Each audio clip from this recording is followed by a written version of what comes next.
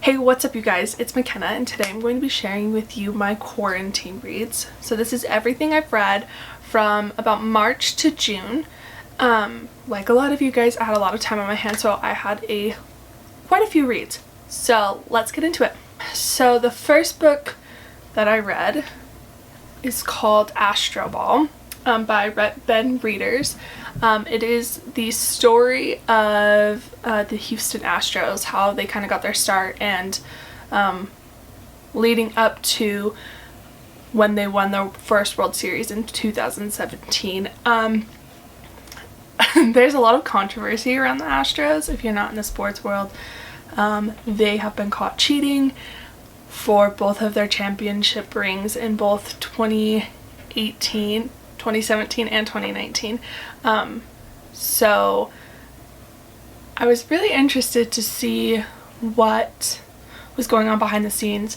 The most frustrating thing about reading this book was they were on their way to change the way baseball worked, and now that they have been caught cheating, it's kind of out the door. Nobody wants to listen to them, and so it's kind of a bummer, but I mean, get what you get, right?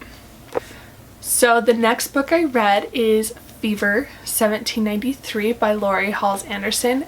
This is based in summer of 1793, when the yellow fever is spreading through the streets of Philadelphia.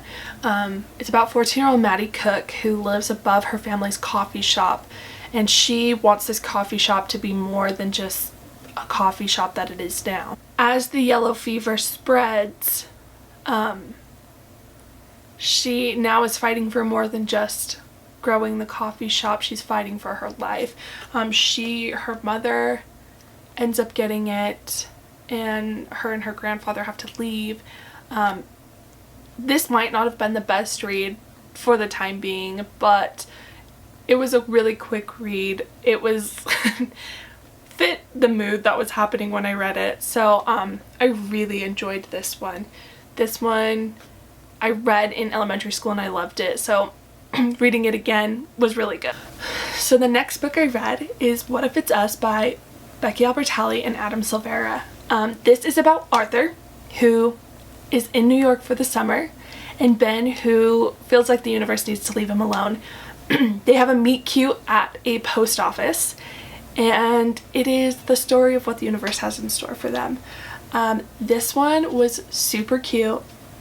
I really enjoyed reading about it. It's set in the streets of New York, and that's always so fun to read about because there's always so much going on and you can really picture it, and at least for me, like, you can really see it, you can hear it, you can smell it, like everything. I really liked the characters, but my favorite part was they brought up Broadway. A big part of this show, or this book, was Broadway shows like Hamilton and Dear Evan Hansen, What If It's Us, and Only Us. And so I really enjoyed that. It was a really quick read, but I never felt like it was rushing. So I would highly recommend this one. And I love Adam Silvera and Becky Albertalli's writing, so having them write a book together is my dream. Like, I was so excited when they announced it, and it took a while for me to get to this one, but I really enjoyed it once I did read it. So the next books that I read was the Alex and Eliza Trilogy by Melissa De La Cruz. This is a historical fiction telling of Alex and Eliza Hamilton's love story, and I loved this one. I absolutely loved it. There's three: Alex and Eliza, Love and War, and All for One. And I thought I read each of these in each a day, and it's, I mean, from the time that Alex and Eliza meet to the time that they get married to the time where he has his affair, and I thought it was super, super cute and sweet, and it didn't dive too deep into the bad parts, which I know is, I mean, everybody, I'm assuming everybody that's going to be reading this has listened to Hamilton, so you kind of know the story, which I loved. I could just read it because I already knew what was going on. So I would really actually recommend these ones if you just want something sweet and simple. I really enjoyed it. And on the flip side of sweet and cute, I have The Hamilton Affair by Elizabeth Cobb. This one is also historical fiction, but it is more, I mean, it's adult historical fiction instead of YA historical fiction. I feel like this one was based more on facts. Also, this one, I don't feel like it was more of a like jump from event to event instead of telling the story in between. So it was a really fast read. It was like a lot of information. I felt more like I was reading something like the Ron Chernow book, but I really enjoyed it, and it was kind of nice to see the balance between the Alex and Eliza trilogy and then this one. And that, I mean, there's a book for everybody if you want to read about Hamilton, so that's really nice. The next book that I read is That They Both Die at the End by Adam Silvera. This one is about Mateo and Rufus getting a call from Deathcast where they let people know that they're gonna die within 24 hours. So when they get the call, they know they're gonna die, and they search for a friend to spend their last day with. And so they turn to the Last Friend app, where they can find other people who have also been contacted by Deathcast. And they get to live their last day. It's a whole lifetime in a day, basically. I loved this book, but it was heartbreaking. You're reading it and you're reading about all of these amazing things that they're doing together, and you like just are rooting for them, but you know they both die. So it's kind of like you just have to read. It's just so heartbreaking to have to read these stories of these two young boys who you know are gonna die. You know they're gonna die, but I did not expect the ending, and I was very much uncontrollably sobbing when it finished. But it was, Adam Silvera has this way of writing, and I felt this way about History Is All You Left Me too. That's one of my favorites. He really puts you in the character's shoes, and so you are living their last day with them, and you know that it's not going to end well, but you just want it to end well so bad. So I would read this one if you are ready to cry, because it definitely made me cry. The next book I read is Dear Evan Hansen by Val Emick, and he also wrote it with Stephen Levinson and Pascal Paul, the creators of the musical Dear Evan Hansen. Dear Evan Hansen is about Evan, who makes up a lie that he is best friends with one of his classmates that commits suicide after his family finds a note that Evan wrote for himself for his therapist, but they think it is Connor writing it to Evan Hansen.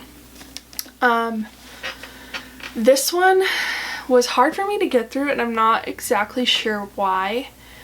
I love the musical. I've seen it twice on Broadway, so it's not like I don't love the story, but I think it was just because it was different. I've read the script for the play multiple times, and I love reading that, but I did really like this. You get more in depth with the characters.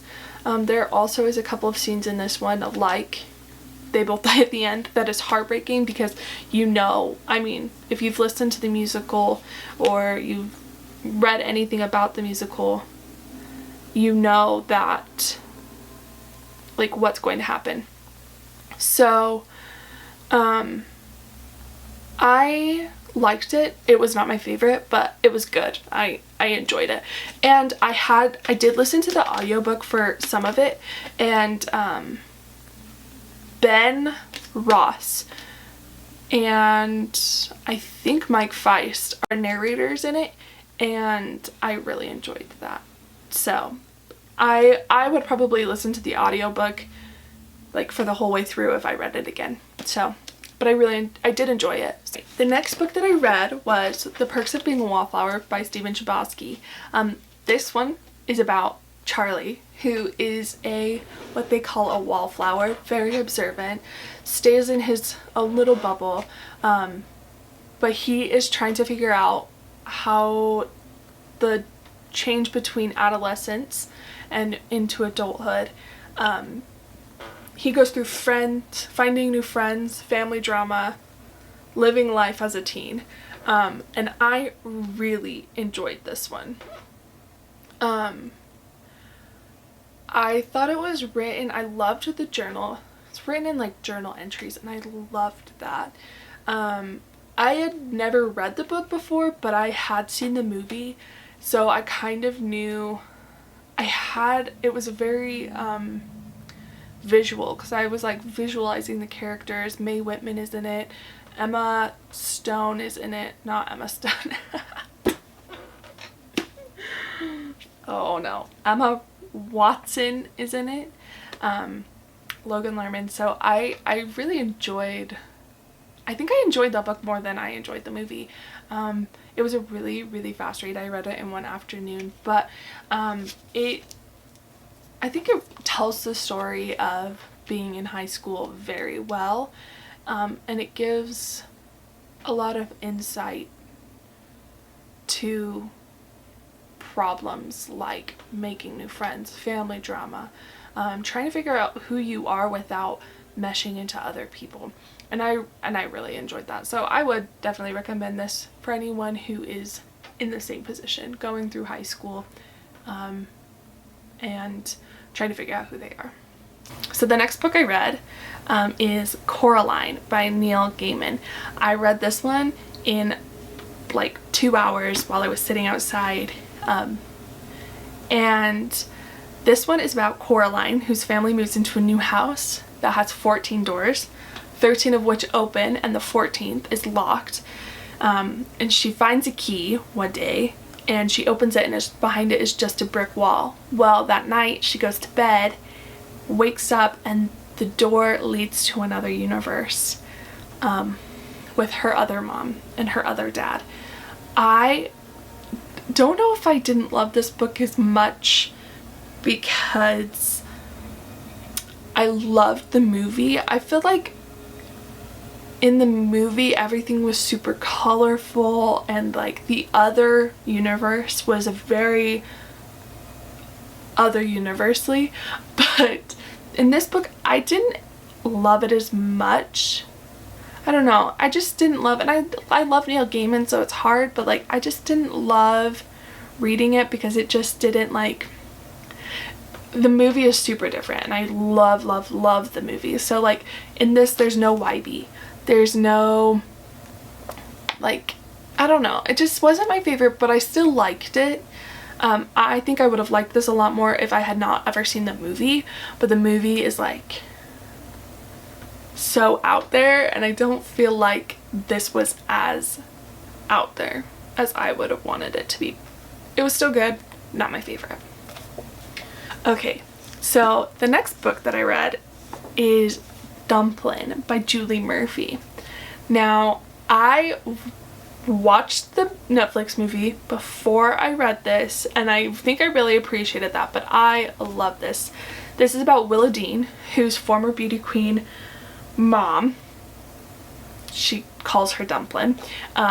She is in high school and she is known as the classified fat girl, and she decides to stick it to her mom and enter the beauty pageant. And she brings in a lot of other people that would have never entered the beauty pageant. I really enjoyed reading this one. It's super cute. This one, so at the same time Dumplin came out, Sierra Burgess's Loser came out on Netflix, and I'm comparing it to the movie because I feel like the book is really close, but like the idea is still there. I hated Sierra Burgess is a Loser. This is like Sierra Burgess is a Loser done right. And I'm really glad they stuck to what the book, how the book was in the movie, because they could have gone a different way. Willa Dean starts to like the classified hot boy, and he likes her back, and they go through this like cute little love story, and she enters a beauty pageant with her best friend, and she makes new friends, and she puts herself out there in ways she would have never done before. I really thought it was super cute. So if you want something super sweet and super cute and very positive, I would pick up Dumplin. Okay. So these are my last 4 books, and they are very different than everything else I've read. So I read, the next book is Love is a Mixtape by Rob Sheffield.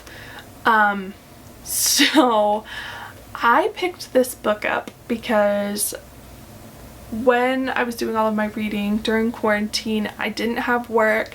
I was stuck at home all day. I kind of fell back into whatever made me happy I was going to do. So I refound my love for Harry Styles. And so he talks about books in quite a few interviews. So I was like, okay, I'm gonna like pick up these books. And this book isn't talked about in an interview, but there's a picture that he was reading this book, and I was like, okay, I need this book. So I found it at Barnes & Noble, and this is about Rob Sheffield I'm not sure, I know he's still a writer for Rolling Stone, but he was an editor for Rolling Stone. And this is a story about the playlists he makes, the mixtapes he made, and the story that goes along with each mixtape. And I loved this. It goes from him meeting his wife, falling in love, their love story, and then when she unexpectedly passes away, the story after, and the mixtapes he made. I am somebody who loves making playlists. I love making playlists for specific events, and there are some playlists that I will never change, and every time I hear a song I think of that playlist, and that's exactly what this book is. I loved it. 10 out of 10. If you are into music at all, I highly recommend reading it because I love it. Rob Sheffield actually still is, you can find him I follow him on Twitter, and he's so funny. He writes for Rolling Stone, so his life is music, and he's like in love with Taylor Swift. He talks about Taylor Swift all the time, so like I really like Rob Sheffield as a person, but like this book is also so. And then because I read Love is a Mixtape, I was like, okay, I want to read everything Rob Sheffield, so I got Turn Around Bright Eyes, and this is about him finding his new wife after his wife passed away. They go to karaoke, and it's not as good as Love is a Mixtape, but it is still pretty good. It is written a little bit differently, but I really enjoyed reading it, and I think it's just because I really like Rob Sheffield's writing. The last 2 books that I have are also because of Harry Styles, and if you guys would like, I would love to do a whole video talking about books that Harry Styles talks about or has recommended or people have seen him reading. TikTok has been my source of information, so I've been slowly collecting books and reading them, and every single one of them that I've read I've loved. So if you guys want, I would love to do a whole video. Let me know. So the next book is Norwegian Wood by Haruki Murakami. This one is based in the 60s in Tokyo at a college, and we follow Watanabe, who in the story is in love with his dead best friend's girlfriend and falls in lust with a different, very independent girl who goes to his school, who has a class with him. And so you follow his journey of figuring out which girl he wants to be with.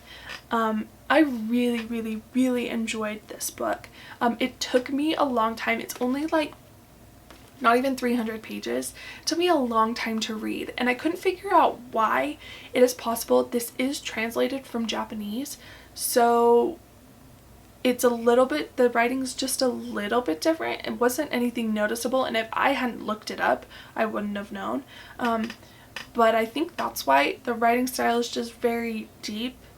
And I had gone from reading YA novels to this, so it was a little bit of a stretch for me, but I really enjoyed it. And I actually really like, I started reading Haruki Murakami's The Wind-Up Bird Chronicles, and I really enjoyed that one too. So I would highly recommend this one. It is, I mean, it's called Norwegian Wood because the Beatles song Norwegian Wood has a really big part of it, but I would highly recommend this one. And the last book of my first quarantine reads is The Course of Love by Alan de Botton. This one was very interesting to read. It was not my favorite, but I would probably read it again. It is about a couple, and it is not the story of how they fell in love, because Alan de Botton doesn't believe that's the most important part. It's how they stay in love. And I think this one was interesting because it was like a self-help book tied in with a fiction book, and I really liked the self-help parts and I really liked the fiction parts. It was hard to get into together though, so that's my only complaint. I really liked the characters and I really liked the way he writes, Alan de Botton, but I wish it was two separate books and not a self-help book like wound into a fiction book, and that was my only complaint. So I would recommend this one to people. Alright guys, that's it for my quarantine reads. Don't forget to like and subscribe, and I will see you next time. Bye!